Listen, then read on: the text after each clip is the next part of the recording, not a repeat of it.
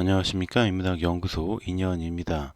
이번 시간에는 기영도 작품에 드러나는 현실 비판 의식의 연구, 두 번째, 작품에 드러난 현실 비판 의식, 이번에는 전문가라는 시를 바탕으로 이야기를 해보도록 하겠습니다. 3. 전문가에서 드러나는 현실 비판 의식. 이사 온 그는 이상한 사람이었다.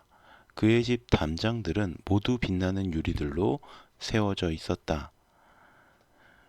골목에서 놀고 있는 부주의한 아이들이 잠깐의 실수 때문에 풍성한 햇빛을 복사해내는 그 유리 담장을 박살내곤 했다. 그러나 얘들아, 상관없다. 유리는 또 갈아 끼우면 되지. 마음껏 이 골목에서 놀렴. 유리를 깬 아이는 얼굴이 새빨개졌지만 이상한 표정을 짓던 다른 아이들은 아이들답게 곧 즐거워했다. 견고한 송판으로 담을 쌓으면 어떨까 주장하는 아이는 그 아름다운 골목에서 즉시 추방되었다. 유리 담장은 매일같이 깨졌다. 필요한 시일이 지난 후 동네의 모든 아이들이 충실한 그의 부하가 되었다. 어느 날 그가 유리 담장을 떼어냈을 때 그 골목은 가장 햇빛이 안 드는 곳임이 판명되었다. 일렬로 선 아이들은 묵묵히 벽돌을 날랐다. 전문가의 전문입니다. 시 전문가에서 기영도는 전문가에 의해서 관리되는 사회의 위선과 억압이 구조화된 현실을 폭로합니다. 무의식까지 관리되는 사회에서 사는 사람들은 폐쇄된 골목에서 노는 아이들로 비유가 되죠. 시의 화자는 아이들이 놀고 있는 골목길의 집 담장에 전문가가 세워놓은 빛나는 유리는 아이들의 자유를 위해 깨질 수밖에 없는 부도덕하고 비윤리적인 규범이라고 인식합니다.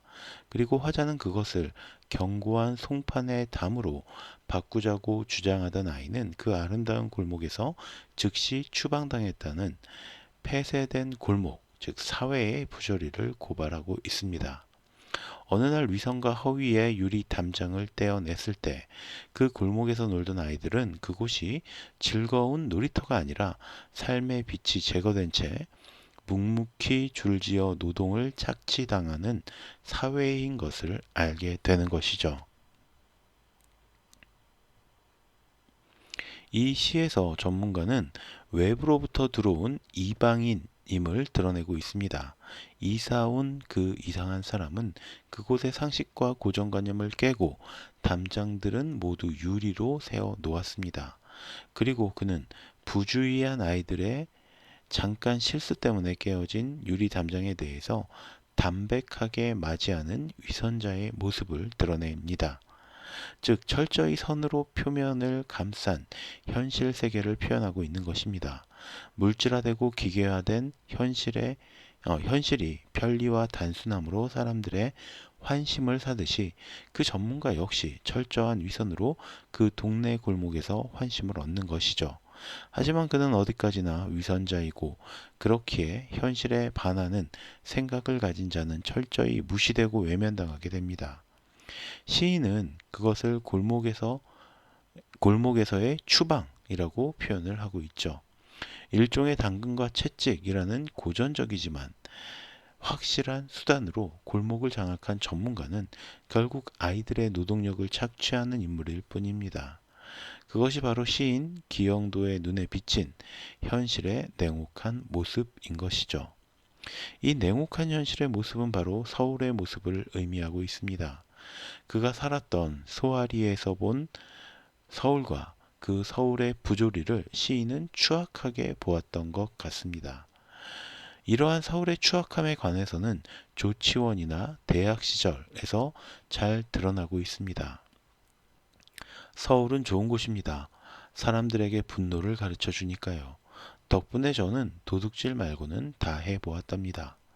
조치원 중에서 일부분입니다. 시 조치원은 서울의 삶에서 분노를 느끼며 낙향하는 한 사내를 그립니다. 그 사내는 낯선 나에게도 달걀을 건네며 자신이 얼마나 서울에 대해서 분노하는지 넋두리를 늘어놓죠. 그러나 시의 화자는 낙향의 꿈이 얼마나 허황된 것이며 발밑에서 뒹구는 몇 개의 빵봉지 같은 몹쓸 꿈인지를 환기함으로써 출구 없는 현실을 자각하는 내적 자아의 어둠을 보여줍니다. 결국 벗어나고 싶어도 벗어날 수가 없는 곳이 바로 서울이라는 것을 의미하는 것입니다.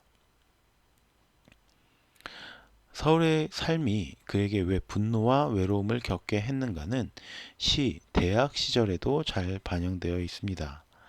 나는 플라톤을 읽었다. 그때마다 총성이 울렸다. 목련철이 오면 친구들은 감옥과 군대로 흩어졌고 시를 쓰던 후배는 자신이 기관원이라고 털어놓았다. 존경하던 교수가 있었으나 그분은 원체 말이 없었다. 몇 번의 겨울이 지나자 나는 외톨이가 되었다. 그리고 졸업이었다. 대학을 떠나기가 두려웠다. 대학 시절 중에 일부입니다. 삶의 진리가 나무 의자 밑에 버려진 현실 속에서 이성은 총성으로 무기력해지고 해마다 4.19와 5.18이 되면 친구들은 또다시 감옥과 군대로 가고 시를 쓰는 후배는 어느새 기관원이 되고 그가 존경하던 교수는 이런 현실 속에서 침묵을 지키고 있음을 보고 있는 것입니다. 시의 화자는 반복되는 어둠의 현실 속에서 그가 외톨이가 될 수밖에 없다라는 사실을 고백하고 그런 현실을 적응할 수 없음을 두려워합니다.